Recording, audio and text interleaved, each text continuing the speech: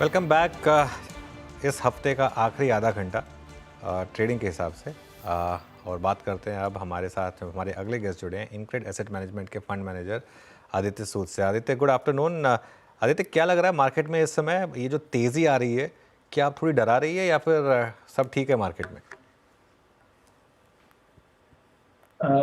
आई think सो। अभी जो last 2-3 दिन से हम जो तेजी देख रहे हैं, ऑब्वियसली उसमें यूएस फेड का रेट कट अनाउंसमेंट का काफी ज्यादा योगदान है।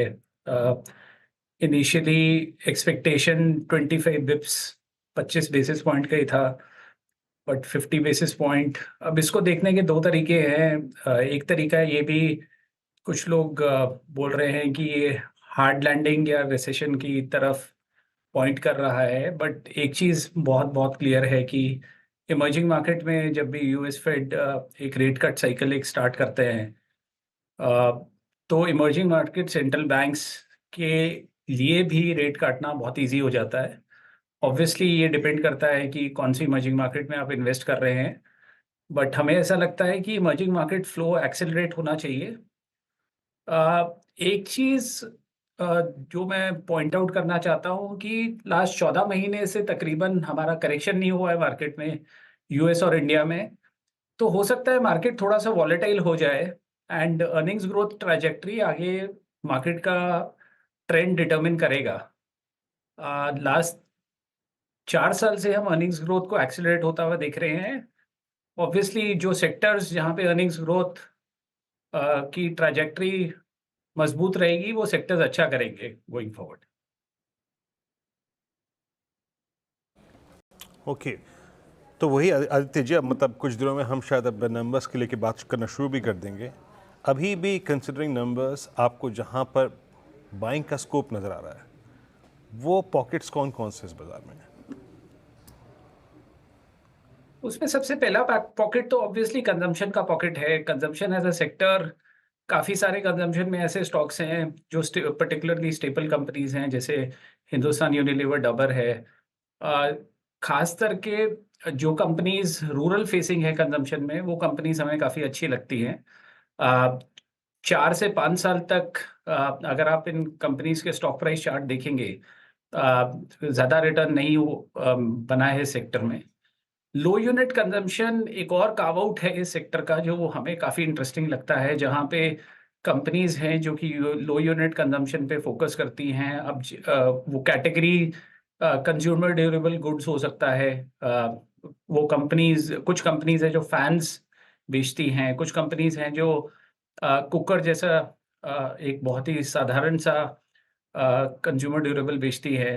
तो लो यूनिट कंजम्पशन पे हमें ऐसा लगता है कि काफ़ी ज़्यादा स्कोप है, बिकॉज अगर आप लेवल ऑफ इनकम देखेंगे और उस लेवल ऑफ इनकम को आप अर्बन और रूरल में डिवाइड कर देंगे, तो आप ये देखेंगे कि पोस्ट कोविड बहुत जगह वो उतनी रिकवरी इनकम में आई नहीं। और इलेक्शन के बाद, स्पेशली गोल्ड प्राइस ऊपर जाने के बाद और रियल एस्टेट प्राइस साइकिल काफ़ी कंस्ट्रक्टिव होने के चलते, हमें ऐसा लगता है कि रूरल कंजम्पशन काफ़ी अच्छा करेगा। इसमें obviously automobile company, specially two wheelers, hero Honda, Bajaj auto, ये सब कंपनीज ने बेनिफिट किया है, because obviously two wheeler growth is back. But बहुत सारी ऐसी कैटेगरीज हैं जहाँ पे अभी कंजम्पशन रिज्यूम हो रहा है। ऑब्वियसली क्यूएसआर एक ऐसा कैटेगरी है जहाँ पे कंजम्पशन ट्रेंड्स बहुत ही टिपिड रहे हैं। 2 या 3% का सेम स्टोर ग्रोथ नेगेटिव रहा है पास्ट में। तो हमें ऐसे लगता है कि कंजम्पशन एज ए कैटेगरी में रिबाउंड आना चाहिए। आईटी एक ऐसा सेक्टर है जो कि कंप्लीटली यूएस पे डिपेंडेंट है, और काफ़ी पेंट अप डिमांड। हम लोग सुनते हैं कि इलेक्शन ईयर में टिपिकली आपका बहुत ही पोस्टपोनमेंट ऑफ बजट्स हो जाता है till the time US election is behind us. I think so IT as a sector ठीक करेगा। एंड फार्मा में, स्पेशली हेल्थ केयर में, हमें हॉस्पिटल एज अ सेक्टर बहुत इंटरेस्टिंग लगता है। और हॉस्पिटल्स में भी ऐसे कुछ स्टॉक्स हैं जो अंडर वैल्यूड हैं आज की डेट में, तो वहाँ पे हमारा फोकस है। ओके, तो ये फिलहाल कुछ बाकीट्स जहाँ पर इंटरेस्ट है, लेकिन मैं आपसे समझना चाहूँगी आदित्य, आपका टेलीकॉम पर क्या रुझान रहेगा गिवन वोडाफोन के साथ जो हुआ, जहां पर एजीआर ड्यूज को रिकैलकुलेट करने की इजाज़त कोर्ट ने नहीं दी है, कल स्टॉक में भारी गिरावट देखी गई, एंड द वेरी फैक्ट कि भारतीय और इसके साथ ही रिलायंस का जियो काफ़ी तगड़े कॉम्पिटिटर्स हमेशा से रहे हैं। तो एज ए निवेशक क्या इन स्टॉक्स में, specially for a stock like Bharti जो 1700 एंड बियॉन्ड ट्रेड कर रहा है, अभी भी मौके होंगे नए निवेश की, नए खरीदारी की? देखिए, टेलीकॉम को अगर आप एक डिफेंसिव सेक्टर से की नज़र से देखेंगे तो वो सेक्टर काफ़ी डिफेंसिव है।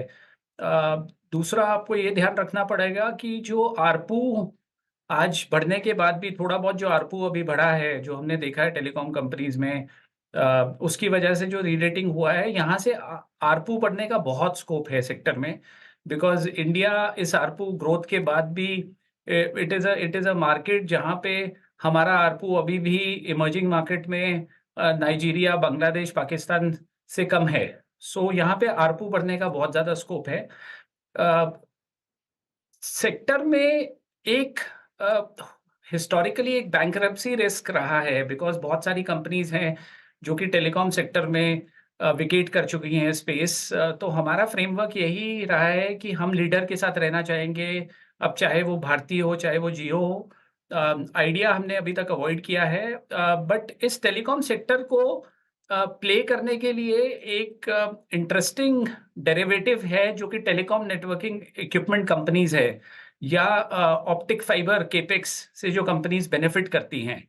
तो हम उन कंपनीज पे फोकस कर रहे हैं, बिकॉज वहाँ पे केपेक्स की जो ट्रैजेक्टरी है वो इन कंपनीज के लिए बहुत मैसिव ऑर्डर बैकलॉग प्रोवाइड कर रही है, और वो अपॉर्चुनिटी बहुत मैसिव है हमारे व्यू में। तो वहाँ पे फिनोलेक्स केबल, तेजस नेटवर्क्स, पॉलीकैब, इन सब कंपनीज की ऑप्टिक फाइबर कैपेसिटी है ही है। HFCL obviously is one of the player which is also present, जो वहाँ पे बेनिफिट कर सकता है। तो टेलीकॉम को आपको लीडर के साथ रहना है सेक्टर में, और अगर आप डेरिवेटिव में इन्वेस्ट कर रहे हैं तो आपको ऑर्डर बैकलॉग पे फोकस करना है। अच्छा सूद साहब, हमने बात की मतलब अर्निंग्स के आधार पे कि कहाँ कहाँ स्पेस हमें नज़र आ रहा है। एक चीज़ जहाँ पे अभी शायद आपको अर्निंग्स में चेंज नज़र नहीं आएगा, जहाँ पे इम्प्रूवमेंट नज़र नहीं आएगा, शायद आपको मार्केट सेंटिमेंट और मार्केट डायनेमिक्स बदलने का थोड़ा सा सेंस लेते हुए शायद कॉल लेनी पड़ी। उसमें शायद केमिकल सबसे ऊपर आते हैं। इस पर आपका ठीक क्या है? सो केमिकल्स को अगर आप कोविड के बाद एनालाइज करेंगे इस सेक्टर को, तो केमिकल कंपनीज का जो वैल्यूएशन था वो FMCG कंपनीज की तरह हो गया था। बहुत सारी कंपनीज 10 टाइम सेल्स पे ट्रेड कर रही थी। तो हमने उस टाइम पे यही व्यू लिया था कि ये सिक्लिकल सेक्टर है और ये सस्टेनेबल नहीं है, ये 10 टाइम अर्निंग्स पे सेल्स पे ट्रेड करना। अभी काफ़ी मॉडरेशन हो गया है केमिकल कंपनीज में, खासकर के एग्रोकेमिकल्स एज ए सेक्टर हमें बहुत अच्छा लगता है। हमें ऐसा लगता है कि एक डीस्टॉकिंग, इन्वेंट्री डीस्टॉकिंग साइकिल है ग्लोबली एग्रोकेमिकल्स में।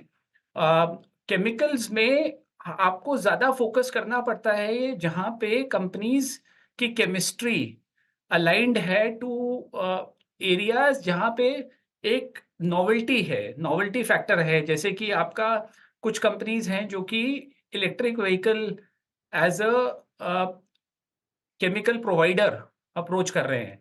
सो हमें ऐसा लगता है कि आपको केमिकल में केमिस्ट्री बाय केमिस्ट्री कंपनीज को इवैल्यूएट करना पड़ता है। ये बहुत बड़ा सेक्टर है। एग्रोकेमिकल में ऑब्वियसली कंपनीज जो मार्केट लीडर है, तो हमारा फ्रेमवर्क यही बोलता है कि हम उन कंपनीज को तब खरीदे, बेस्ट कंपनी सेक्टर में तब खरीदे जबकि हेडविंड है।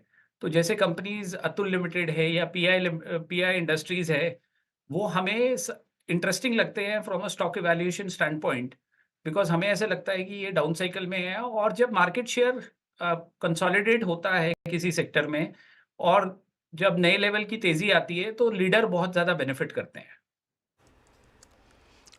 लीडर्स की हम बात करें तो एक आईटी स्टॉक्स की लीडरशिप पर मैं आपकी राय लेना चाहूँगी, गिवन दैट वो रेट कट आ चुका है और आगे 2 और आ सकते हैं। क्या आपको लग रहा है ऑर्डर फ्लोज अब ज़्यादा बेहतर हो पाएंगे इन कंपनियों के लिए? क्योंकि अब तक जो कमेंट्री थी वो काफ़ी स्किटिश थी, काफ़ी सर्कमस्पेक्ट थी। क्या उसमें कुछ बदलाव देखने को मिलेगा आदित्य? क्या उस पर बैंक किया जाए? देखिए, इसके दो पहलू हैं। एक पहलू तो वैल्यूएशन का पहलू है। आईटी बहुत ही डिफेंसिव सेक्टर रहा है। अगर आप एक पोर्टफोलियो बिल्डिंग स्टैंड पॉइंट से पूछेंगे तो मुझे ऐसे लगता है कि वैल्यूएशंस आज काफ़ी रीजनेबल है लुकिंग एट अदर सेक्टर्स। सो एक पहलू तो ये है। दूसरा पहलू ये है कि इसमें रुपी डॉलर का बहुत बड़ा योगदान रहता है किसी भी आईटी कंपनी में, बिकॉज़ जनरली ये सेक्टर डिफेंसिव सेक्टर है। तीसरा पहलू इसमें रिकवरी इन यूएस है, वो बहुत बड़ा पहलू है। और चौथा पहलू इसमें जो हमें इवैल्यूएट कर रहे हैं हम बहुत इंट्रिकेटली, वो ये है कि कौन सी कंपनीज हैं जो कि एआई मार्केट लीडर्स के साथ में अलाइंड है। जैसे माइक्रोसॉफ्ट, माइक्रोसॉफ्ट अच्छा कर रहा है, तो कौन सी इंडियन कंपनीज है जो माइक्रोसॉफ्ट के ग्लोबल एजेंडा के साथ अलाइंड है। सो आईटी में बहुत रैपिडली मार्केट शेयर गेन और लूज होता है ग्लोबली। सो हमारा फोकस उन्हीं कंपनीज पे है जो कंपनीज ऑलरेडी अच्छा कर रही हैं, और उस पे टेलविंड, जब टेलविंड आएगी तो वो सेक्टर, वो कंपनीज बेटर करेंगी। हमें ऐसे लगता है कि ये जो डॉलर रेवेन्यू ग्रोथ है, ये 3 से 4% की ट्रैजेक्टरी में for large cap IT companies जा सकती है। और मिड कैप आईटी कंपनीज जब सेक्टर रिबाउंड करता है तो वो ज़्यादा रिटर्न देती है लार्ज कैप आईटी कंपनी से, बिकॉज उनका डॉलर रेवेन्यू ग्रोथ 6 से 8% के बीच में रह सकता है। ओके, सो साहब बहुत बहुत शुक्रिया, बहुत खुल के बात हुई आपसे हर सेक्टर पे, और आपने इनफैक्ट सेक्टर्स का आकलन करते करते कंपनियों पर भी अपनी राय खुल के दी। बहुत बहुत शुक्रिया and have a nice weekend sir. और निफ्टी